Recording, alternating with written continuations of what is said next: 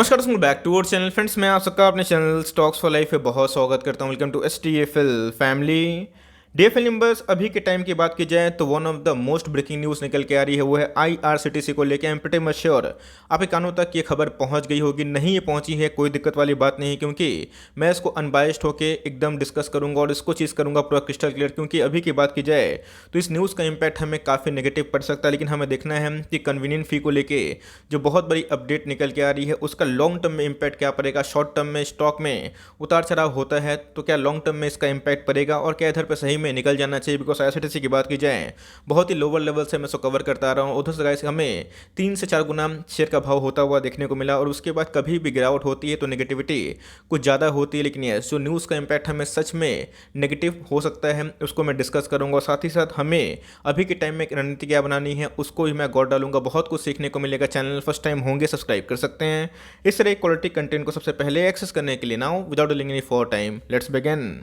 आप देख सकते हैं कि IRCTC टू शेयर 50% कन्वीनियंट फी किसको, गवर्नमेंट को। तो जी हाँ दोस्तों, आपको पता है कि IRCTC की बात की जाए इनके बहुत जगह से रेवेन्यू हमें देखने को मिलते हैं। जैसे इनके टिकटिंग बिजनेस हो गए, पानी बिजनेस हो गए, टूर्स एंड ट्रेवल्स हो गए और खाने पीने के जो बिजनेस होते हैं कैटरिंग वाले, उससे भी इनको काफ़ी रेवेन्यू हमें देखने को मिलता है। लेकिन दोस्तों अभी के टाइम की बात की जाए तो इनका जो सबसे बड़ा रेवेन्यू आता है वो टिकटिंग से आता है, और जिसमें IRCTC का जो कन्वीनियंस फी है उसमें भी एक अच्छी खासी रेवेन्यू हमें देखने को मिलती है। तो जी हाँ दोस्तों, कभी भी कन्वीनियंट फी का जो रेवेन्यू है अगर गवर्नमेंट उससे 50% जो उनका चीज़ है अगर वो लें तो जी हाँ दोस्तों, इनके जो रेवेन्यू हैं इसमें काफ़ी इम्पैक्ट देखने को मिल सकता है। बट मैंने आपको हमेशा बताया है कि कॉइन के दो साइड होते हैं। तो ये शॉर्ट टर्म में क्या इम्पैक्ट करेगा और लॉन्ग टर्म में क्या इम्पैक्ट करेगा। बिकॉज जो एक बहुत ही बड़ा रेवेन्यू सेगमेंट है अगर उसमें से 50% जो शेयर है गवर्नमेंट को उधर पे शेयरिंग करना पड़े तो जी हाँ दोस्तों, ये IRCTC के रेवेन्यू फ्रंट में काफ़ी नेगेटिव होता है। लेकिन हमें देखना है कि लॉन्ग टर्म में इसका इम्पैक्ट क्या पड़ने वाला है। बहुत लोगों को कन्वीनियंट जो फी है उसको समझ में नहीं आता कि असल में ये होता क्या है और कितना परसेंट इधर पे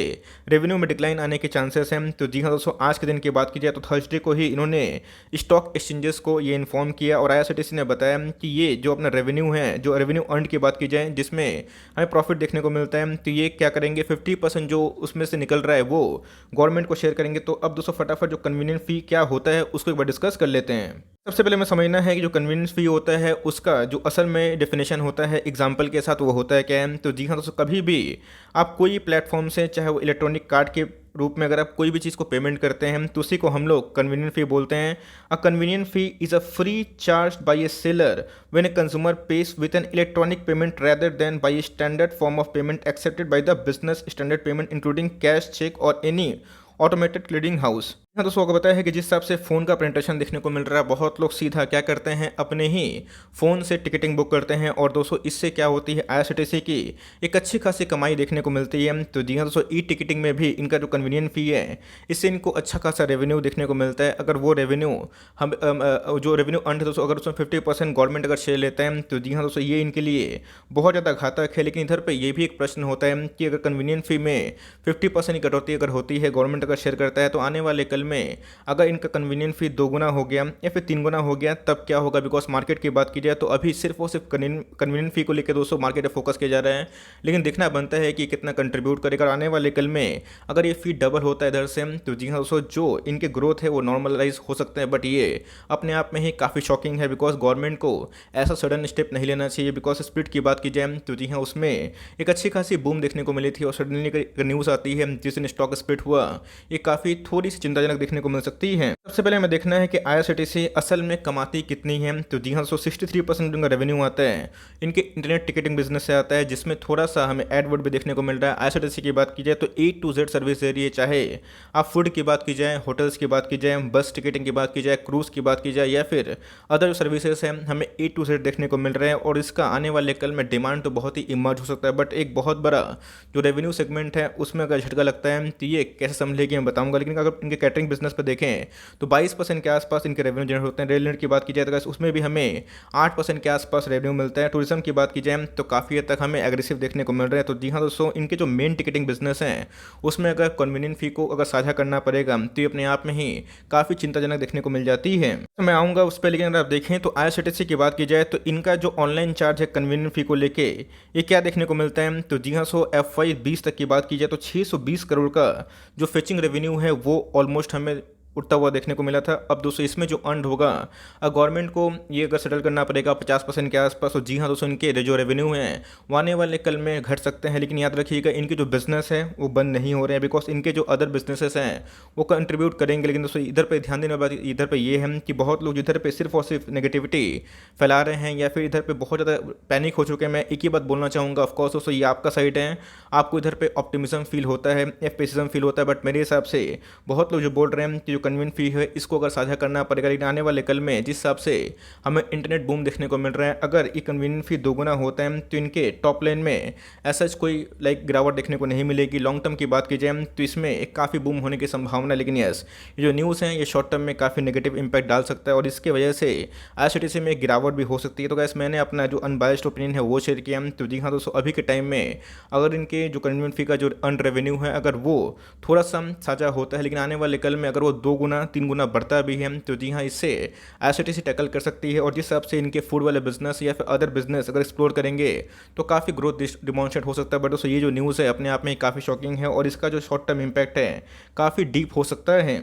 आज के दिन की बात की जाए तो स्टॉक स्प्लिट के बाद एक हमें अच्छी खासी हरियाली देखने को मिली थी। ऑल्दो मार्केट में थोड़ी सी काफ़ी आज की गिरावट देखने को मिली, इसके वजह से लास्ट के सर्व में थोड़ी सी हमें प्रॉफिट बुकिंग देखने को मिली। लेकिन दोस्तों अगर आप देखें तो इसने आज के दिन ऑलमोस्ट 18% का हाई लगाया था और उसके बाद ही हमें ये न्यूज़ देखने को मिली जिसका इंपैक्ट हमें शॉर्ट टर्म में ज़रूर नेगेटिव देखने को मिल सकता है। क्लोजिंग की बात की जाए 900 के ऊपर दोस्तों में क्लोजिंग देखने को मिल रही है। पूरे साल भर की बात की जाए आप देख सकते हैं कि इसने 200% की ओर पैसे बना के दिए हैं। लेकिन यस ये जो न्यूज़ है इसका लॉन्ग टर्म इंपैक्ट क्या पड़ सकता है ये सबसे इंपॉर्टेंट है जानना। मैंने बता दिया कि इधर पे जो न्यूज़ है अपने आप में ही काफ़ी नेगेटिव है और इसका जो ट्रेडर्स हैं वो काफ़ी नेगेटिव जो इम्पैक्ट है उठा सकते हैं, बिकॉज मार्केट में गिरावट होती है और ऐसे नेगेटिव न्यूज़ आती है तो जी हाँ, सो इससे कंपनी के शेयर प्राइस में काफ़ी नेगेटिव जो रिएक्शन है वो देखने को मिल सकता है। तो कैसे अगर आपके पास डाइवर्सिफिकेशन ठीक है तो मुझे लगता है कि आपको ऐसा कोई पैनिक वाली बात नहीं है, बिकॉज यस इसका जो सेंटिमेंट है शॉर्ट टर्म में काफ़ी नेगेटिव पड़ सकता है। लेकिन याद रखिएगा अगर आईआरसीटीसी उस रेवेन्यू सेगमेंट में कन्वीनियंट फी में अगर दोगुना उछाल करता है आने वाले 3 सालों में 2 सालों में,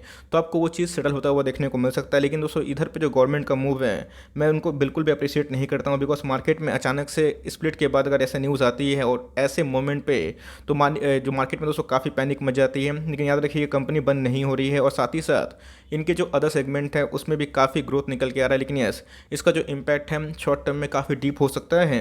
सबसे पहला जो मैंने जो न्यूज़ है उस न्यूज़ को पढ़ा, इवन दोस्तों मैंने बताने की कोशिश की कि इनके जो ई कैटरिंग बिजनेस है, टूरिज्म वाले बिजनेस है, ई टिकटिंग वाले बिजनेस हैं, उसमें क्या हमें रेवेन्यू सेगमेंट देखने को मिलता है। इसके पहले अगर आपने देखा होगा कि आईआरसीटीसी का शेयर प्राइस 1600 से 200 सीधा 6400 के आसपास जाता हुआ देखने को मिला और ये 5000 के ऊपर थोड़ा सा अनकंफर्टेबल हो चुका था, बिकॉज एफएनओ बैंड के बाद भी एक कंटिन्यूसली हमें उछाल देखने को मिल रहा था। 5000 के ऊपर से मैंने एकदम बताया था कि निवेश बिल्कुल भी नहीं करना है, 10 स्टॉक खरीदना है।